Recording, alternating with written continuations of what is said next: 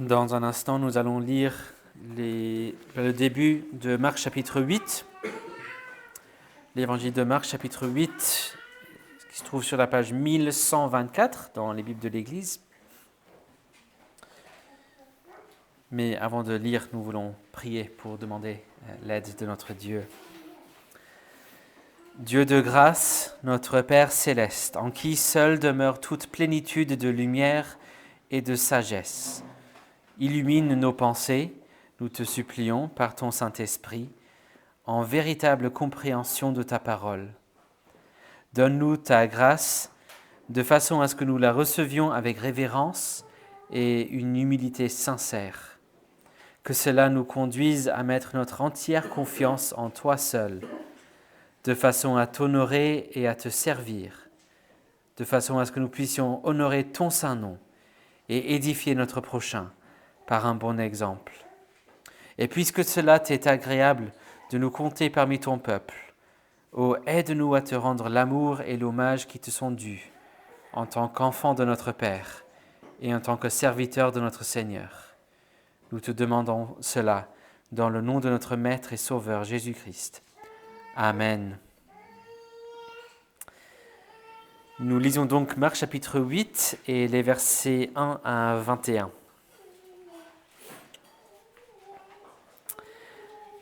Voici la parole de notre Dieu.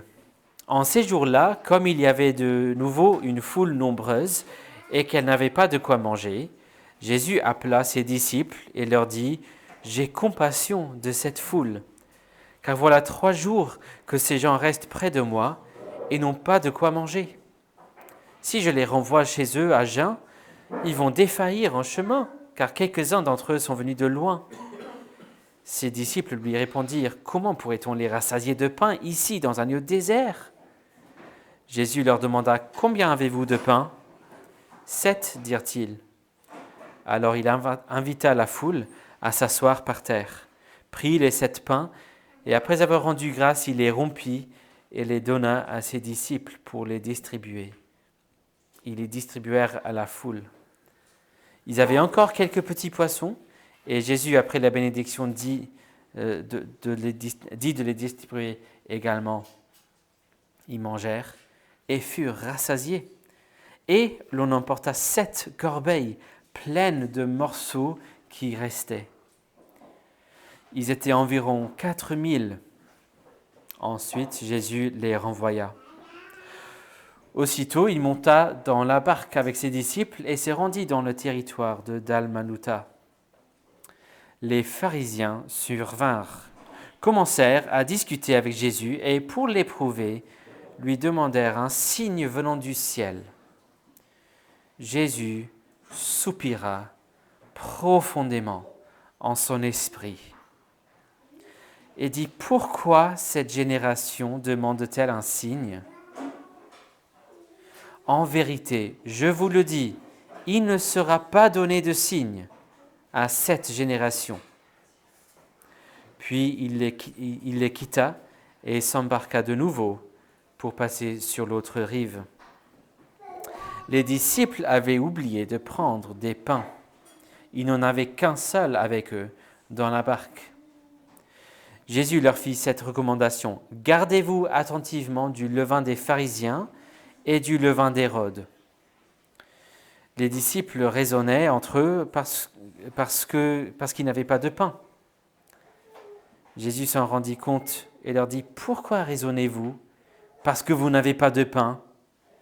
Vous ne saisissez, ne comprenez pas encore ? Avez-vous le cœur endurci ? Vous avez des yeux et vous ne voyez pas ? Vous avez des oreilles et vous n'entendez pas ? Ne vous rappelez-vous pas, lorsque j'ai rompu les 5 pains pour les 5000 hommes, combien de paniers pleins de morceaux vous avez emportés ? 12, lui répondirent-ils. Et quand j'ai rompu les 7 pains pour les 4000 hommes, combien de corbeilles pleines de morceaux avez-vous remporté ? 7, dirent-ils. Et il leur dit : Ne comprenez-vous pas encore ? L'herbe sèche, la fleur se fane, mais la parole de notre Dieu subsistera éternellement. En arrivant à ce 8e chapitre de l'évangile de Marc, nous sommes presque à mi-chemin dans l'évangile. Et comme j'ai noté auparavant, nous sommes dans la 3e des 6 grandes sections de l'évangile. Celle-ci se concentre sur la formation des disciples et la section touche à sa fin. On terminera la semaine prochaine, Dieu voulant. Et le bloc central de la section a démarré avec la multiplication des pains aux 5000 hommes dans une région juive. Et il termine ici avec la multiplication des pains aux 4000 dans une région païenne, à la conclusion d'une tournée de quelques régions et quelques villes païennes. Et dans cette section qui démarre et termine avec ces 2 grandes multiplications de pains, ces 2 grands miracles, on a vu plein de choses que Jésus a révélées et a enseignées à ses disciples. Il a révélé son identité dans la première distribution. Il est le berger divin d'Israël. Il est Yahvé lui-même. Il a révélé son caractère plein de compassion. Il a révélé le cœur de son ministère qui ne se concentre pas sur des éléments pratiques et des traditions extérieures, mais qui cherche à transformer des cœurs et nous appelle à la repentance. Pas simplement être pur dans ce que nous mangeons, mais être pur dans ce qui sort de nos cœurs. Il a révélé sa mission qui n'est pas limitée à la nation d'Israël et surtout pas à ses besoins politiques temporaires, mais il est le sauveur de toutes les nations et c'est le sauveur qui aime tout son peuple sur toute la terre. Sa mission est beaucoup plus grande que simplement se débarrasser des Romains. Avec ses disciples, ils ont eu un avant-goût de ce qui vient, c'est-à-dire le fait de voir les nations qui viennent à Jésus pour mettre sa foi en lui. Et on a vu une réponse plutôt positive aussi parmi les nations, alors que parmi les Juifs, on voit surtout de l'opposition, ou les gens qui aiment Jésus, mais pour des mauvaises raisons. Ils voient en lui un roi potentiel, un leader politique, mais pas le sauveur divin qu'il est. Et donc la question, c'est si les disciples ont compris les leçons que Jésus leur a données pendant ce temps de formation. Est-ce qu'ils comprennent qui il est et pourquoi il est venu? C'est sur ces questions-là que l'accent est mis vers cette fin de la section, et ainsi Marc met aussi en lumière notre propre compréhension et notre attitude envers Jésus, et surtout les problèmes et les faiblesses qui pourraient se cacher dans nos cœurs, comme ils se cachaient dans les cœurs des disciples. Dans le texte que nous regardons ce matin, on a 3 étapes, 3 épisodes dans un sens. On a d'abord Jésus avec la foule dans la Décapole, la région païenne à l'est du lac de Galilée. Puis Jésus retourne vers la région de Galilée et retrouve les pharisiens. Et puis on revoit Jésus avec ses disciples dans la barque qui traverse à nouveau vers l'autre rive. Et vous auriez pu constater, quand on l'a lu, un thème ou un sujet qui domine ce passage, c'est le pain. On va beaucoup parler de pain dans ces versets. Commençons donc avec cette multiplication des pains au verset 1 à 10. Bien évidemment, il y a des éléments ici qui ressemblent fortement à un épisode qu'on a déjà lu au chapitre 6. J'ai mentionné plusieurs fois qu'on a dans l'évangile de Marc plusieurs fois des structures qu'on appelle des chiasmes, une structure de pyramide. Et donc le bloc central de chaque grande section, c'est 8 choses dans cette structure pyramidale. Donc ce ne sera pas une grande surprise de découvrir qu'on a une première multiplication de pain au début et puis cette deuxième à la fin de cette section. Encore une fois, on a Jésus avec une grande foule dans un lieu désert. Tout le monde a faim. Ça fait 3 jours qu'ils sont avec Jésus et maintenant ils n'ont plus rien à manger. Jésus veut les nourrir. Ils n'ont que quelques pains et quelques poissons. Et Jésus les prend et il arrive à nourrir tout le monde, encore une fois. Et ils ont même assez pour remplir soit des paniers comme avec le premier miracle. Là, c'est des corbeilles, donc probablement beaucoup plus grands. Dans le livre des Actes, c'est le mot traduit corbeille ici qui est utilisé pour ce on a mis Paul dans une corbeille pour l'aider à échapper la ville. Donc les corbeilles, c'était quand même assez grand. Sinon, Paul était tout petit, mais je pense plutôt que c'était des corbeilles qui étaient très grands. Mais on a donc beaucoup de ressemblances entre ce miracle et le premier. On a quand même quelques différences ici. Il s'agit ici d'une région et donc d'une foule majoritairement païenne. La dernière fois, on a vu que Jésus était dans la Décapole, et cette phrase au premier verset, dans ces jours-là, ça indique qu'il est encore là. La dernière fois, la foule était là principalement parce qu'il cherchait un roi politique. Ici, c'est une foule, au verset 2, qui reste près de Jésus. C'est un mot qui indique une certaine fidélité à Jésus, un désir d'être avec lui, simplement pour être avec lui. Et donc, une attitude très différente de celle des Juifs. La dernière fois, c'était des disciples qui ont présenté le problème à Jésus. Ici, on démarre avec Jésus qui a compassion pour la foule. Le mot utilisé ici, ça parle de ses tripes. Je ressens quelque chose dans mes tripes pour ces gens. Il a compassion pour eux. Mais la réponse des disciples, c'est la même chose. Ce qui est plutôt surprenant, non ? Ils ont déjà vu une fois ce qu'ils peuvent faire, mais là, ils répondent avec la même chose. Peut-être la première fois, on pourrait comprendre la réaction, mais comment on va faire ça avec 5000 hommes ? On n'a rien à donner, alors on n'a pas de solution. Un des commentateurs que j'ai lu cherche à expliquer que c'est peut-être une bonne chose. On doit respecter cette attitude dans les disciples. Bien évidemment, les disciples comprennent que ce qui est possible, mais c'est simplement qu'ils ne veulent pas traiter Jésus comme une sorte de machine à miracle. C'est bien de vouloir chercher à encourager le bien où c'est possible, mais il me semble que les disciples auraient pu le dire si c'était le cas. Ils auraient pu dire, oui, mais tu peux les nourrir. On veut pas présumer, on pourrait aller chercher si tu veux, mais on sait ce que tu peux faire. Ce n'est pas ce qu'ils disent. Ils disent, mais comment faire ? Seigneur, nous n'avons que ces pains. Nous croyons qu'ils auraient pu dire, avec ces pains, tu pourrais les nourrir, mais ce n'est pas ce qu'ils disent. Ils disent, mais comment est-ce qu'on va faire ? Jean Calvin est un peu moins diplomatique, mais je pense qu'il a quand même raison. C'est plus juste dans son interprétation ici. Je cite, « Les disciples montrent une stupidité par trop lourde ». Fin de citation. Voici Jean Calvin. Merci Jean.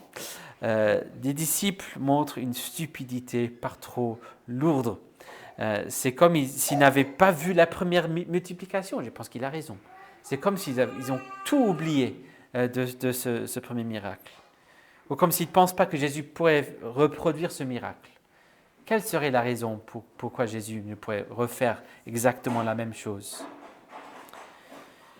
Mais qu'est-ce qu'ils sont bêtes, ces disciples, hein ? Mais Jean Calvin continue dans son commentaire avec un avertissement pour nous tous. Je cite.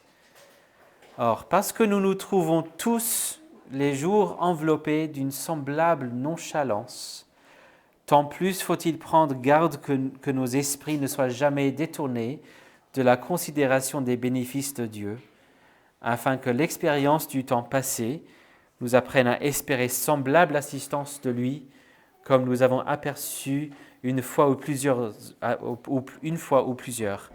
auparavant. » Fin de citation. Autrement dit, oui, les disciples, c'est bête, c'est une stupidité par trop lourde. Mais combien de fois avons-nous été distraits par nos circonstances ? Combien de fois avons-nous oublié ce que le Seigneur a fait pour nous avant ? Combien de fois avons-nous oublié comment il nous a aidés ? Ne sommes-nous pas comme eux ? Ne montrons-nous pas parfois une stupidité par trop lourde ? Ils ont oublié ce que peut faire Jésus. Mais nous aussi, on peut oublier. On peut oublier combien il veut nous pardonner. On peut oublier combien il veut nous aider. On peut oublier combien il veut être là avec nous pour nous réconforter. On peut critiquer les disciples assez facilement. Mais je peux oublier si facilement de lui faire confiance. la prochaine fois que je fais face à des circonstances difficiles? Combien de fois me suis-je demandé comment je vais pouvoir tenir le cap, alors que le Seigneur a toujours été mon refuge et mon réconfort. Donc les disciples posent la question, verset 5, la question clé, comment pourrait-on les rassasier de pain ici dans un lieu désert? Et pourtant, verset 8, les voilà tous rassasiés. Là encore, il était question de trouver quelques petits pains et puis de les rompre et de les distribuer parmi cette foule de 4000 personnes. Et là où la première multiplication a donné 12 paniers pleins de restes, là on a 7 corbeilles, probablement des paniers plus grands. Jésus nourrit la foule, ils sont tous rassasiés et ils ne sont même pas juifs. La dernière fois, Jésus a montré dans le miracle que c'est lui, Yahvé, le berger d'Israël. On voyait plein de références au psaume 23. On devait voir, on devait discerner, saisir. C'est lui, le bon berger d'Israël. Mais on voit ici qu'il est bien plus qu'un berger pour Israël. Alors, faut-il comprendre quelque chose en particulier par ces chiffres qu'on voit ici? Un commentateur que j'ai lu dit, attention, ce n'est pas le livre de l'Apocalypse, c'est même pas l'évangile de Jean. Marc ne met pas vraiment l'accent sur des sens symboliques comme ça. Donc il ne faut pas surinterpréter ce qui se passe ici en termes de les 12 paniers, les 7 corbeilles, etc. Il me semble que c'est un avertissement sage en général, mais c'est vrai que Marc n'est pas très symbolique dans son récit. Et pourtant, on a affaire ici à deux des chiffres qui portent le plus souvent un sens symbolique dans la Bible. C'est pas comme il dit, il y avait 4 paniers et demi, et qu'on dit, c'est quoi le sens symbolique de 4 et demi? 12 et 7, c'est quand même des chiffres qui reviennent très souvent dans toute la Bible, dans l'Ancien Testament, dans le Nouveau Testament, avec un sens assez symbolique. C'est surtout le cas dans les livres apocalyptiques, mais pas que. Donc on a 12 et 7, on a 12 paniers de reste après les 5000, 7 corbeilles après les 4000, 12, on a 12 tribus, on a 12 apôtres, 12 représentent la totalité du peuple de Dieu, dans un sens. Et on a 7 qui représentent très souvent la perfection, la totalité, la plénitude. 7 jours dans la semaine, par exemple, il est possible que Jésus a communiqué par ces 2 miracles que sa grâce est suffisante et même qu'elle surabonde envers les brebis d'Israël. Oui, de la grâce qui surabonde pour son peuple, les brebis d'Israël, pour les 12 tribus. C'est sûr que la femme cananéenne avait compris qu'il y avait au moins la possibilité de surabondance, ne serait-ce que sous forme de miettes qui tombent dans son sens. Et puis ici, on a cette conclusion de cette tournée. On voit que la grâce de Jésus, le salut de Jésus, la vie qu'il apporte n'est pas limitée aux 12 tribus d'Israël, mais que la totalité, la plénitude du peuple comprend toutes les nations. Est-ce possible que Jésus est en train de communiquer ça par ces 2 chiffres de reste? Oui, il est le berger de tous les 12 tribus d'Israël, il est le Dieu d'Israël, mais aussi la vraie plénitude du peuple, c'est toutes les nations qui vont un jour venir faire partie du corps de Dieu. Et ainsi ces miracles, malgré le fait qu'il s'agisse de repas physiques, temporaires, ce n'est pas pour autant qu'il est venu simplement pour pourvoir à des besoins terrestre. Il n'est pas venu pour être un roi terrestre pour Israël et vaincre les Romains. Le cœur de sa mission transcende tout cela. Le berger divin d'Israël, il est le maître de l'univers, le Dieu du ciel, le sauveur du monde. Et tout cela par compassion, cette compassion qu'il ressent dans ses tripes pour toutes les nations. Ont-ils compris, par contre? À voir. Après ce miracle, Jésus et ses disciples traversent le lac pour retourner en Galilée et on retrouve les pharisiens qui s'organisent de plus en plus contre Jésus maintenant pour le mettre à l'épreuve. Verset 11, ils viennent chercher Jésus. Et vous vous souvenez peut-être que dans l'évangile de Marc, le fait de chercher Jésus est en fait quelque chose de mauvais. Il y a des contextes où chercher Jésus, c'est très bien. Dans l'évangile de Marc, très souvent, chercher Jésus, c'est venir avec ses propres idées, ses propres projets pour Jésus. Et donc, que veulent-ils ? Ils veulent lui demander un signe céleste, un signe venant du ciel. Ils ont sûrement entendu parler des miracles de Jésus, ils ont certainement entendu l'histoire des multiplications des pains, ou au moins la première dans cette région-là. Mais bon, ce n'est pas comme Moïse. Hein.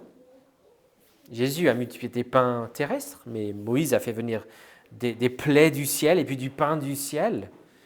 Josué a réussi à faire arrêter le soleil. Élie a pu appeler du feu qui venait du ciel. On veut un signe céleste. Le père d'Église Jean Chrysostome observe ici que là où il y avait des signes célestes comme ça dans l'Ancien Testament, c'était surtout dans le contexte où il y avait un ennemi à vaincre et à convaincre. Mais là, Jésus est parmi le peuple de Dieu. Mais donc, qu'est-ce qu'ils font ? Pourquoi aurait-on besoin d'un signe céleste comme ça pour convaincre ? Cette demande d'un signe est clairement ridicule, n'est-ce pas ? Que veulent-ils d'autre ? Qu'est-ce qui manque ? Ce n'est clairement pas les signes qui manquent. Il y a une scène dans un film de Monty Python que j'ai vu la scène, je n'ai pas vu tout le film, mais j'ai l'impression que le film n'est pas à recommander, La vie de Brian. Mais dans cette scène au moins, un groupe de zélotes à l'époque de Jésus se plaignait des oppresseurs romains. Et le leader de ce groupe demande, mais qu'ont fait les Romains pour nous ? Et l'idée, c'est sûrement de dire, ils n'ont rien fait pour nous. Mais quelqu'un répond, l'aqueduc. Comment ? Ils ont construit l'aqueduc. Oui, ok, c'est vrai. Mais puis une autre, le système sanitaire. D'accord, ces deux choses-là. Mais à part ça, oui, et les voies. Oui, mais bien évidemment, les voies, mais à part tout ça. Puis, il y a d'autres suggestions, l'irrigation, la médecine, l'éducation. Oui, d'accord. Et le vin, et les bains publics, et la sécurité. Oui, mais à part tout ça, qu'ont fait les Romains pour nous, hein ? C'est le genre d'attitude qu'on a ici. À part tout ce que tu as déjà fait, qu'est-ce que tu as fait ? Qu'est-ce qui manque ? Ce n'est pas des signes qui manquent, c'est la foi qui manque. Non pas que la vraie foi doit être aveugle. Il y a plein de choses à voir ici. Mais une réponse de foi à tout ce que Jésus est, tout ce qu'il fait, tout ce qu'il dit. C'est ça qui manque. Le commentateur Edwards donne l'exemple ici d'un homme qui doit partir en déplacement et pour être sûr que son épouse va rester fidèle à lui pendant son absence, il engage un détective privé pour observer son épouse et puis lui présenter les preuves lors de son retour. Alors, dans un tel cas, où l'homme a clairement si peu de foi en son épouse, ce n'est pas les preuves du détective qui vont le convaincre qu'elle a été fidèle, n'est-ce pas ? S'il cherchait des signes de fidélité, même si quelqu'un pouvait les produire, il dirait même peut-être, tu as sûrement raté quelque chose. Les preuves ne feraient rien. Alors que s'il avait la foi en son épouse, et quelqu'un venait présenter des preuves sans qu'il ait demandé, il dit, mais bien sûr qu'elle était fidèle. Ainsi dit Edwards, une foi qui dépend des preuves n'est pas la foi, mais simplement du doute voilé. Une foi qui dépend des preuves n'est pas la foi, mais simplement du doute voilé. Une foi qui dit « c'est moi le juge et c'est à toi de satisfaire à mes critères à moi ». Ce n'est pas une foi qui pourrait reconnaître un roi, et surtout pas Dieu. Une foi orgueilleuse qui demande des preuves serait impossible. Si je dis « toi, tu dois me prouver que c'est toi le juge et ce sera moi le juge de la question de si toi tu es le juge », ça ne marcherait jamais. Ce n'est pas nous le juge. C'est pourquoi Jésus, verset 12, soupira profondément en son esprit. C'est souvent la réponse de Jésus face à cette opposition, face à l'incrédulité intraitable. C'est une angoisse profonde en son fort intérieur. Comme on a vu la dernière fois, c'est souvent la réaction de Jésus quand il voit les dégâts que crée le péché dans la vie des gens. Il soupire dans son esprit profondément. Pourquoi cette génération demande-t-elle un signe? En vérité, je vous le dis, c'est-à-dire, écoutez-moi bien, c'est une chose sûre et certaine, il ne se sera pas donné de signe à cette génération. Dans le passage équivalent dans l'évangile de Matthieu, il dit « aucun signe sauf le signe de Jonas ». Mais dans un sens, ça revient à la même chose. Vous verrez sa mort et sa résurrection, c'est ça le signe de Jonas. Vous allez voir ma mort et ma résurrection, mais c'est tout ce que vous allez voir. Mais c'est tout. Et si vous cherchez un signe, même ça ne va pas suffire pour vous. Donc oui, il y aura ce signe de Jonas, mais c'est pour eux qui cherchent un signe, c'est comme s'il n'y a aucun signe. Puis il les quitta et s'embarqua de nouveau pour passer sur l'autre rive. Et puis dans la barque, on a la question principale. Est-ce que, après cette période de formation, depuis chapitre 6, les disciples comprennent ce qui se passe? C'est ça la question, mais on a un problème. Il y a une grosse distraction à gérer en même temps. On a une question de est-ce que les disciples ont compris, mais on a une grosse distraction à gérer. On a un problème grave pour cette traversée. On a vu que les traversées de ce lac, ce n'est pas toujours évident, même pour ces hommes qui sont habitués, mais ils ont pris une quantité catastrophique de nourriture avec eux, un petit pain seulement pour 13 hommes, verset 14. Ça ne va pas le faire pour cette traversée, c'est limite dangereux. Et alors qu'ils sont distraits par ce souci, Jésus leur donne une leçon extrêmement importante. Le mot traduit recommandation, verset 15, pour être clair, ce n'est pas une suggestion, c'est un ordre fort ici. Gardez-vous attentivement, littéralement, regardez, faites attention au levain des pharisiens et du levain d'Hérode. C'est un message important suite à cette dernière interaction, mais aussi après tout ce qu'ils ont déjà vécu vis-à-vis des pharisiens et Hérode. Et les disciples se mettent à raisonner entre eux. Dans l'évangile de Marc, on voit plusieurs fois des gens qui cherchent à raisonner entre eux. Ce n'est jamais une bonne chose. Comme le dit le commentateur Edwards, à part la parole illuminante de Jésus lui-même, les cogitations humaines sont futiles et ne mènent pas à la compréhension. Fin de citation. Oui, ils raisonnent entre eux-mêmes, mais sans vraiment demander l'aide de Jésus. Si je dépends simplement de ma raison, de mon raisonnement, on est mal barré. Qu'est-ce qu'il a dit?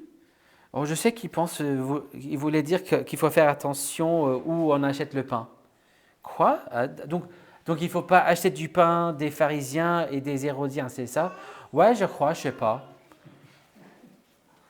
Et donc il a dit ça parce qu'on a oublié le pain? Ouais, peut-être, je ne sais pas.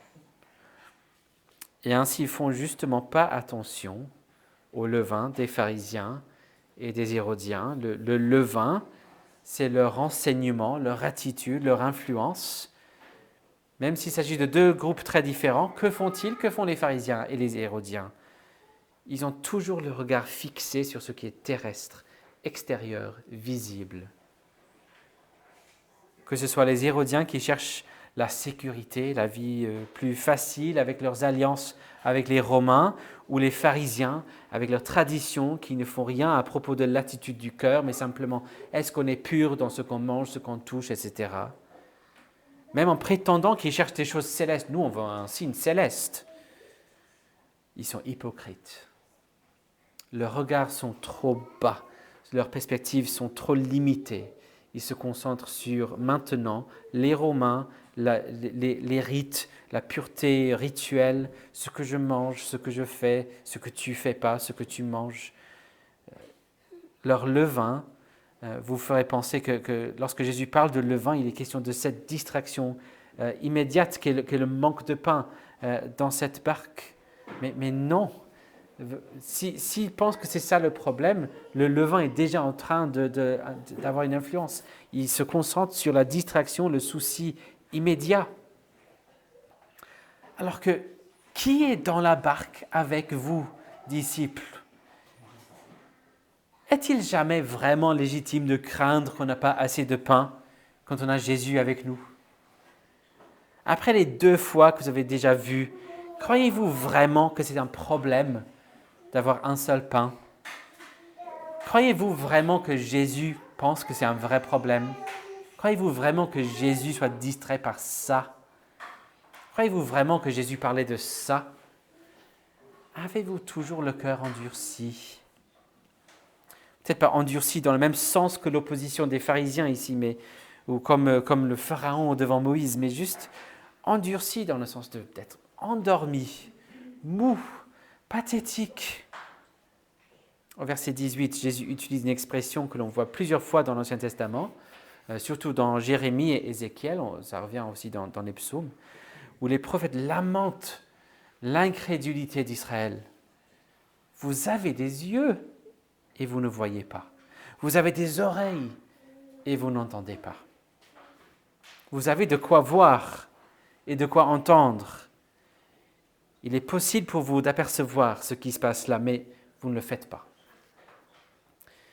Et donc Jésus vérifie qu'ils ont bien retenu ce qui s'est passé avec les 2 grandes multiplications de pain. Mais ont-ils médité ces choses-là? Ont-ils appris quelque chose?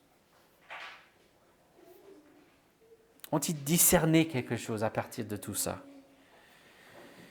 Le commentateur Hendrickson dit ceci. Jésus ne leur reproche pas simplement pour une manque de mémoire. Les paroles et les œuvres de Jésus doivent être réfléchies et prises à cœur. Il ne faut pas les oublier rapidement. Le fait de les méditer avec la prière fera croître la foi et abolira le pessimisme. Fin de citation. Ils ont retenu l'événement, mais ont-ils vraiment médité le sens? Ont-ils compris que ça veut dire que Jésus est toujours capable de faire cela? Et ont-ils compris d'autres choses à partir de ce qu'il est capable de faire? Heureusement, on n'est pas encore à la fin de l'Évangile. On n'est même pas à la fin de cette section de l'Évangile, mais à ce point-là, ce n'est pas très, très bon signe par rapport à la compréhension des disciples. Mais quelle est la leçon qu'on devrait apprendre à ce point-là avant d'avancer la semaine prochaine? Nous devons apprendre que pour ceux qui entendent Jésus, celui qui apporte la vie à toutes les nations, le plus grand danger, c'est l'incrédulité terrestre. Pour ceux qui entendent Jésus, celui qui apporte la vie à toutes les nations, le plus grand danger, c'est l'incrédulité terrestre. Il est dangereux de croire que Jésus ne s'intéresse qu'à ce qui est extérieur, temporaire, terrestre, alors qu'il veut nos cœurs. Il ne veut pas simplement notre adhérence à des rites et des traditions, il veut notre foi, il veut que nous placions notre confiance en lui pour toute l'éternité. Il veut que nous recevions la vie qu'il veut nous donner, pas simplement des bouts de pain qu'il veut nous donner. Il veut que nous nous levions les yeux et que nous méditons sur qui il est, ce qu'il a dit, ce qu'il a fait. Que nous méditons, que nous mettions en pratique ce qu'il a dit. Que nous nous rendons compte que Jésus est capable de nous aider, et même plus qu'une seule fois. Même quand on a besoin de son aide, encore et encore, il pourra nous aider. C'est lui notre vie. Pas simplement lui qui nous donne des preuves extérieures pour que notre relation soit une relation tendue extérieure, légaliste. Il nous donne à manger, il nous donne la vie.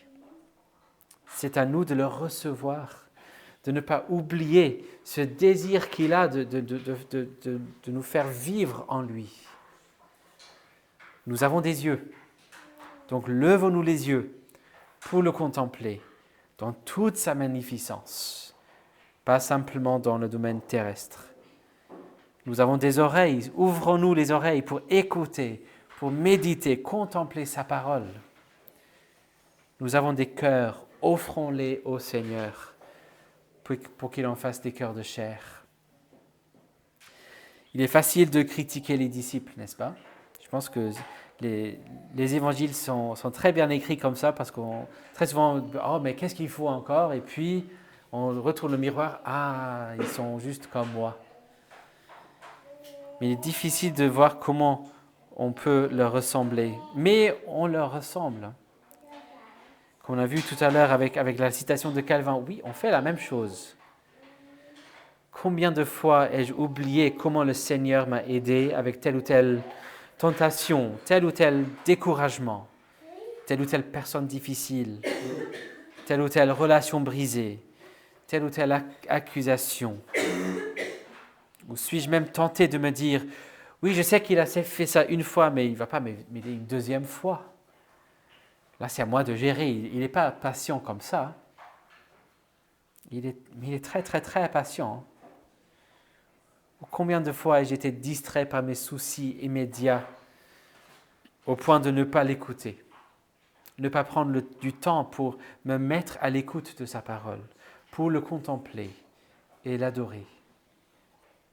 Et pourtant, nous avons ici le Seigneur divin, Sauveur du monde, pour toutes les nations, pour tous ceux qui viennent à lui, pour être avec lui, pour mettre sa foi en lui, un Seigneur qui veut nous nourrir, qui veut donner de la vie, qui veut nous aider, qui veut nous encourager, qui nous nourrit par sa propre chair, par le vrai signe céleste, sa mort pendue entre ciel et terre sur une croix, et sa résurrection le troisième jour comme Jonas. Le Seigneur nous donne par son esprit, que le Seigneur nous donne de le saisir par la foi, en nous repentant de nos péchés, et qui nous augmente la foi pour que nous puissions garder les yeux fixés sur lui à tout moment. Amen. Prions. Merci notre Père pour Jésus. Merci parce que tu as voulu nous donner la vie en lui. Tu as voulu nous nourrir en lui. Nous te prions, ouvre nos yeux pour que nous voyions la gloire de Jésus. Donne-nous de faire attention au levain qui voudrait nous distraire par des choses terrestres, par des soucis terrestres, par des questions extérieures. Donne-nous donc de t'adorer et d'adorer ton Fils, de méditer tout ce qu'il est, tout ce qu'il a fait, de tout ce qu'il peut faire et de lui faire confiance en toutes circonstances, sans craindre les distractions autour de nous. Nous le prions au nom de Jésus-Christ. Amen.